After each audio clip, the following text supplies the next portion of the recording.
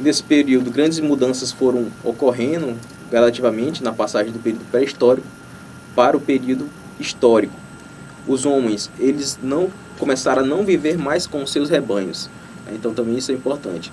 No período pré-histórico, os homens, eles faziam parte do rebanho, eles viviam junto com os animais, né, naquele mesmo ambiente.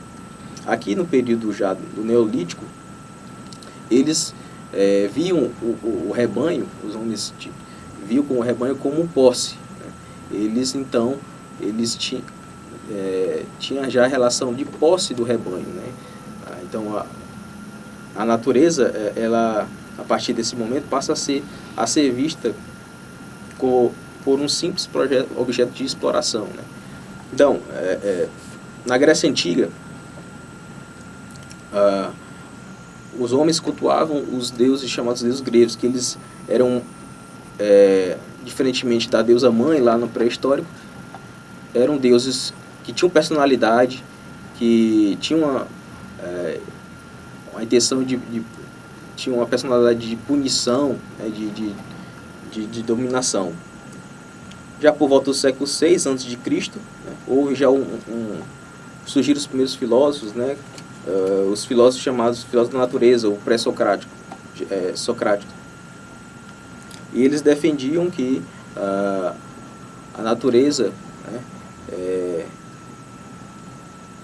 ela não é mais, a natureza podia ser compreendida, né? Não era vista apenas como não casual, e sim fatos ordenados, né? Podia ser compreendida, né? Podia ser ordenada.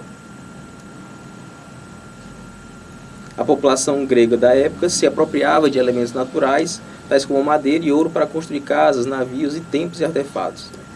Muitas cidades, Estado grego, criaram leis para proteger as florestas e regular o uso da madeira. Então, nessa época, a população grega, né, o homem já começava a interferir de modo mais contundente na natureza, né, retirando madeira e ouro. Em algumas áreas chegou a se ter escassez de madeira, aí eles iam para outras áreas e para retirar mais madeira. Na Roma antiga havia uma busca intensa, né, por madeira, e as primeiras reclamações a respeito da poluição do ar, né.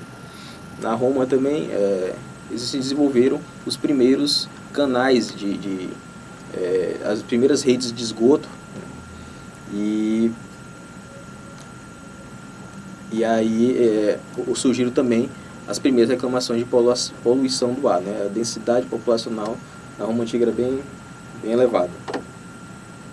Na Idade Média, né, passando para o período da Idade Média, ela foi marcada pela invasão, né, à Europa por diversos povos que contribuíram para a formação do feudalismo. O feudalismo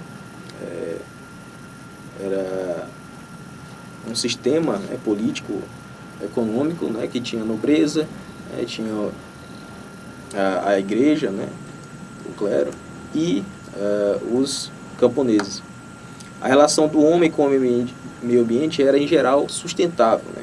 Porém, a sociedade medieval foi profundamente marcada pela desigualdade social, pobreza e doenças graves. Então, em relação com o período atual, essa relação era um tanto sustentável, né, ainda. Deus teria criado a natureza, na visão deles, para tornar possível a existência do homem, e assim aquela estaria subordinada a ele. Então, diferentemente, o pensamento nessa época mudou com relação à natureza. Eles achavam que a natureza, que Deus tinha criado a natureza para eles poderem usufruir, né, explorar. E dessa forma ela estaria, podia ser dominada, porque estava subordinada a eles. Então o homem nessa época, ele se sentia superior à natureza. Na Idade Moderna, teve início no ano de 1453 e o fim, o ano de 1789. 1453 marca aí a queda do Império Romano no Oriente, né? E o ano de 1789 coincide com a a Revolução Francesa. Esse período foi marcado por profundas mudanças filosóficas, sociais, econômicas e políticas. A filosofia moderna, nessa época, surge como uma solução para o ceticismo que imperava no final do século XVI e XVII. Os filósofos modernos, nessa época, eles tinham a seguinte... eles tinham essas seguintes visão, né? Basicamente 3 visões. A primeira, ao invés de começar a investigar a natureza, a filosofia deveria começar investigando o sujeito, né, do conhecimento, ou seja, a razão.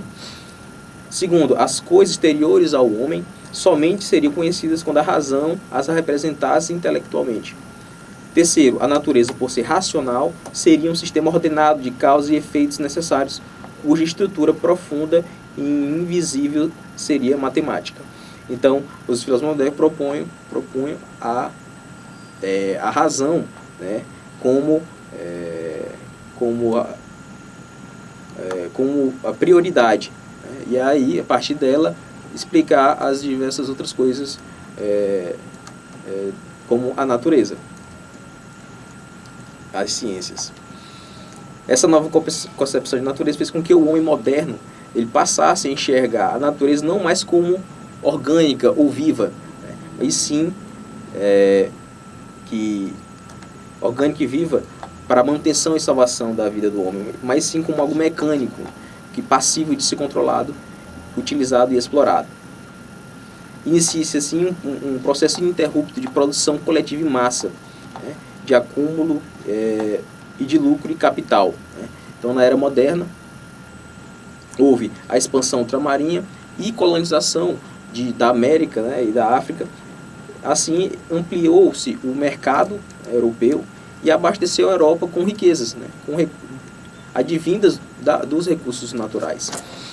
E aceleraram a acumulação de capital, tendo esta preparado o surgimento para o capitalismo, né. Então, precedeu a expansão ultramarinha e a colonização, preparou o terreno para o surgimento do capitalismo.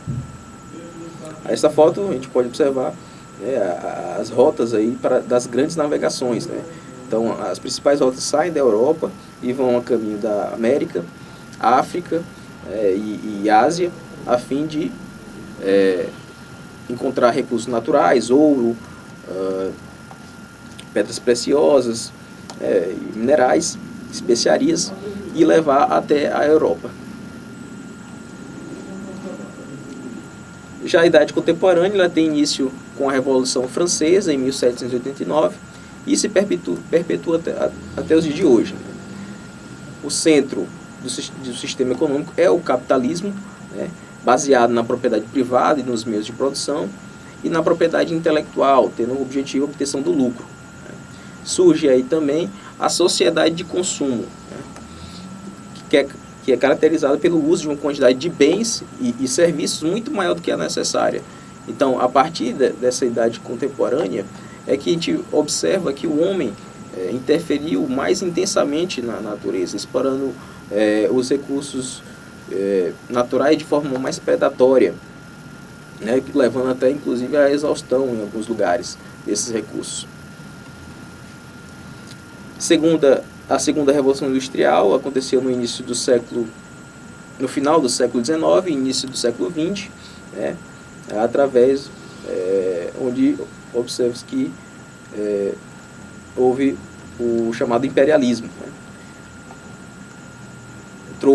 Esse período trouxe novas tecnologias, como os motores, a gasolina, diesel e a eletricidade, e que dinamizaram ainda mais o processo produtivo, né.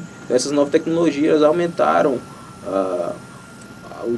a intensidade de processos da produção de produtos e máquinas, né.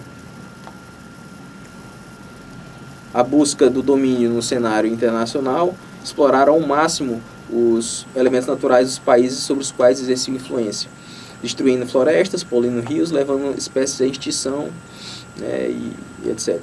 Após as desastrosas guerras mundiais, onde milhões de pessoas morreram, o território europeu paisagens naturais, florestas, rios, cidades, plantações e indústrias estavam destruídos. As relações internacionais foram fortemente abaladas e a economia europeia também estava enfraquecida. Depois dessas guerras mundiais, houve uma revolução tecnocientífica. Houve avanços na biotecnologia, na automatização e robotização dos processos produtivos, na síntese de novos materiais e no desenvolvimento de novas tecnologias de geração de energia. Houve nesse período também um processo chamado de substituição tecnológica, ou seja, os produtos que eram considerados obsoletos, eles logo se tornaram menos atraentes para o mercado. Houve, por conta disso, alguns objetos se tornaram obsoletos, tecnicamente não serviriam mais.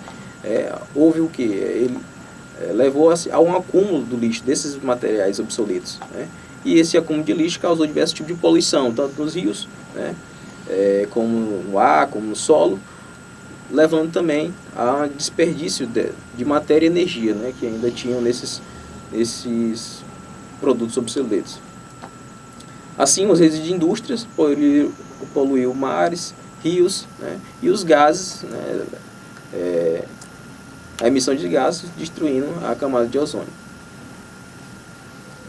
Então, pessoal, a crise ambiental, vamos fazer uma reflexão então sobre a crise ambiental atual. A gente observou que nas sociedades tradicionais, que são essas sociedades tradicionais, elas são aquelas sociedades que antes do período moderno, que tinham uma relação de parceria com as forças naturais, não havia uma exploração intensa dos recursos naturais levando à exaustão. Já na era da modernidade, pela busca incessante de aumento dos lucros,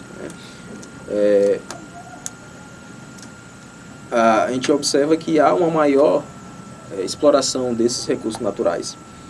Então a crise atual ambiental coloca em xeque a racionalidade e os paradigmas tecnológicos. Então, o homem passou a compreender melhor as diversas ciências, ele já sabe que interferindo de certo modo na natureza vai haver certo tipo de consequência, então ele já tem essa conscientização. Mas será que realmente essa razão está sendo vista, está levando a um benefício para o meio ambiente? E os recursos tecnológicos podem ajudar na preservação do meio ambiente? E chega-se a ser uma situação limite, onde a proporção que tomou essa crise ambiental, ela coloca em risco a própria sobrevivência do homem.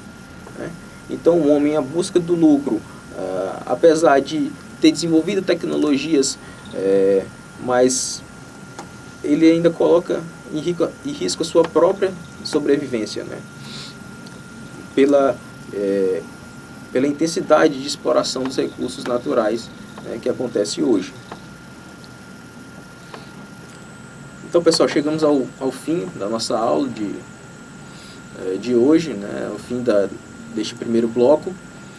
Espero que vocês se aprofundem mais no assunto, estudem o material, que aqui nós temos as referências utilizadas. Eu posso passar também outras referências e até a próxima aula. Obrigado.